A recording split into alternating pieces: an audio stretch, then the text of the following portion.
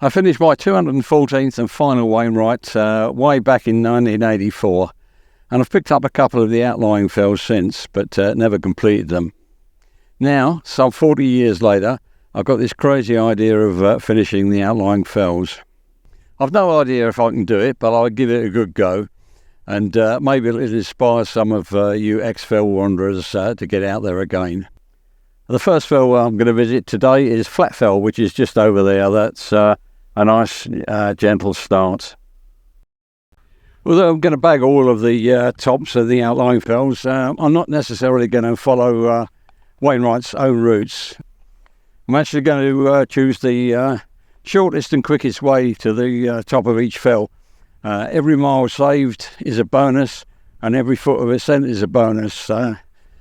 As I say, I'm not sure whether I can make it all the way around all these 83 odd fells that I've still got left to do. So this one we actually go from the Fell Road, which starts at 625 feet, and the fell itself is only 850, so that's not a lot of ascent. But strangely, we start this by a steep descent. We're going to head down towards Nanny Catch Beck, which is actually part of the coast-to-coast walk. So any coast-to-coasters would have been through this part.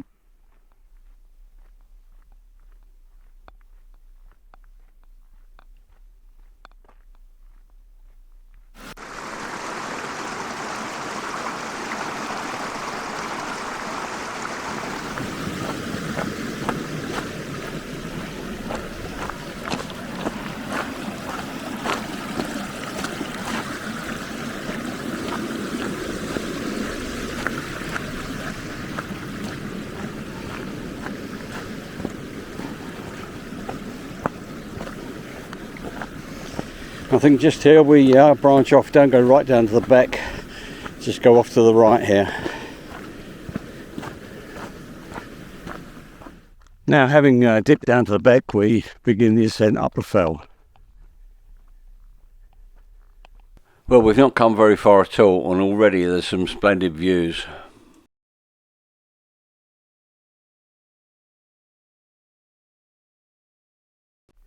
And now at this gate, it's just a matter of turning left and it's making a beeline to the top of the fell. Well, it's a fairly gentle ascent, even though I'm not really fit. Turn right when you come to the highest part, and up ahead we can see the summit cairn.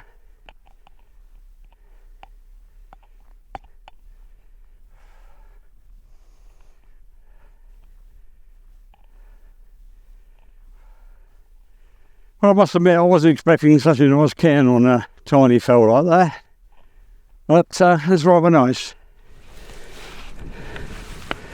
Number one done, 82 to go.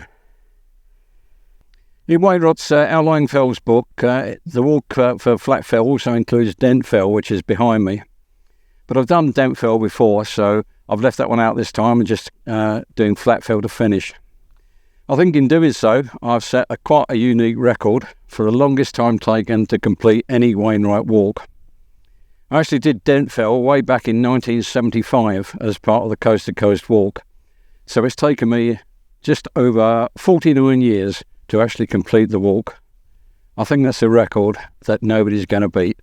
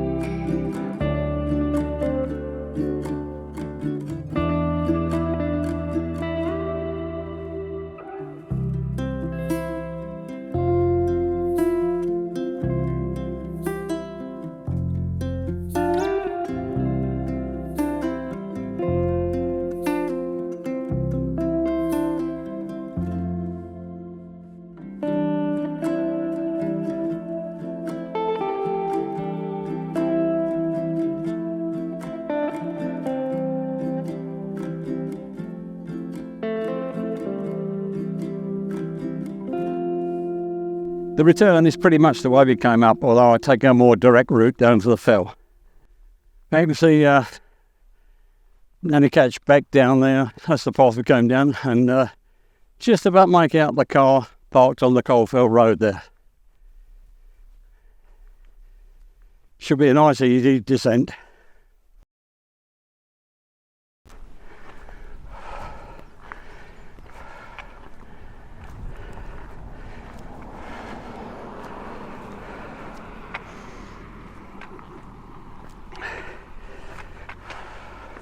Well, that's the first fell of the day, flat fell done.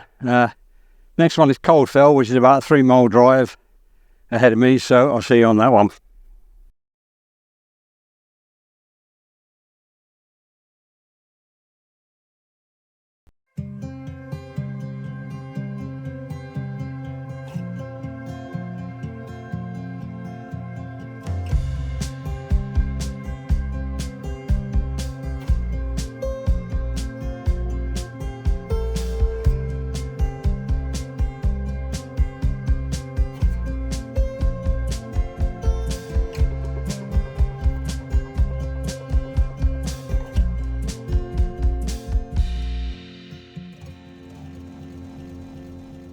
So the second fell of the day is Cold Fell, which has to be the easiest and shortest of all the Wainwright fells, just over there. That's it really. There's plenty of parking here, just where the fell gate is. And it's simply a matter of just going through the gate over there and walking up the fell. So that should be really relatively easy. As I say, cross the cattle grid.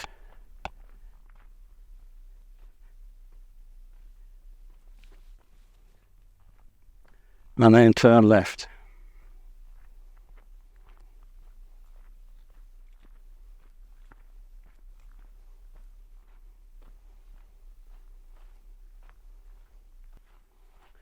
Lovely smell of wood here.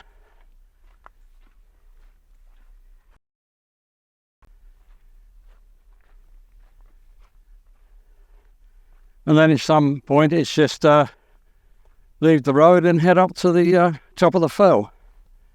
So not much to record there. So I'll see you at the top. Well, as expected, there's no clear indication where the summit is, although this looks like the highest point.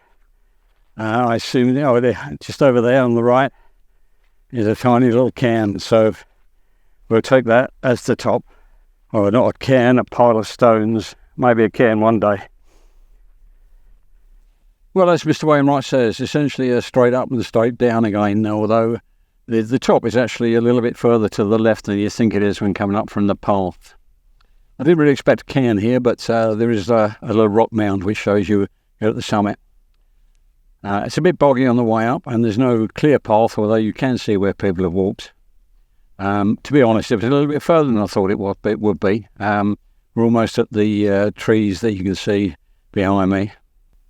There doesn't seem to be a great view from the summit, but we'll check it out anyway.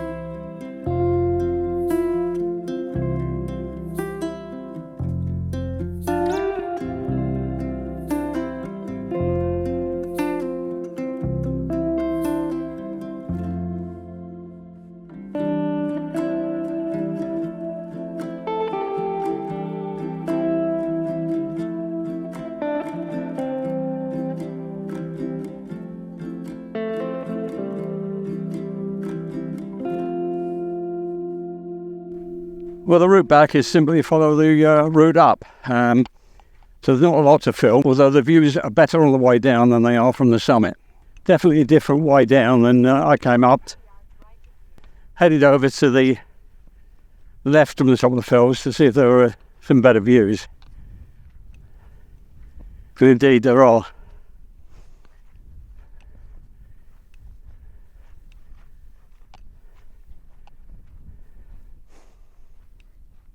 You can see the Coalfell Road ahead, and the spot where we parked. Of course, you could always come up this way instead of actually going the straight way up. So essentially, when you get through the gate where all the logs are, head right instead of left, and then do a sort of anti-clockwise loop to get to the summit. So we're back to the starting point, the car park down there.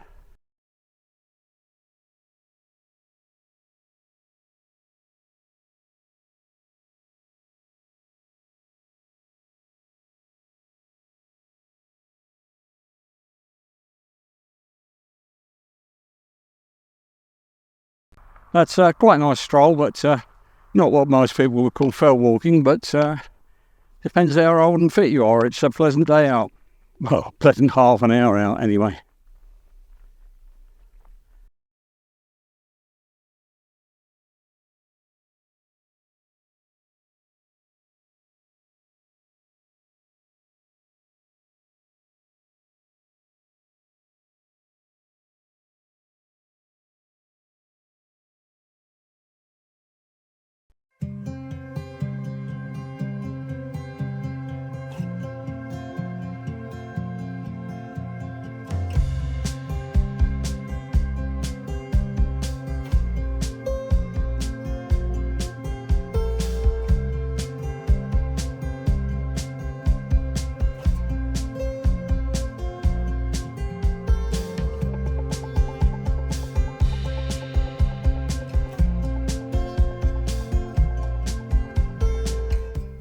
The plan was to add Ponsonby Fell to Flatfell and Coalfell today, but we started out a bit later than expected, and we wanted to get settled in at our holiday cottage way over at Ulfa. So I'll give that a miss, and I'll tack that on to another video.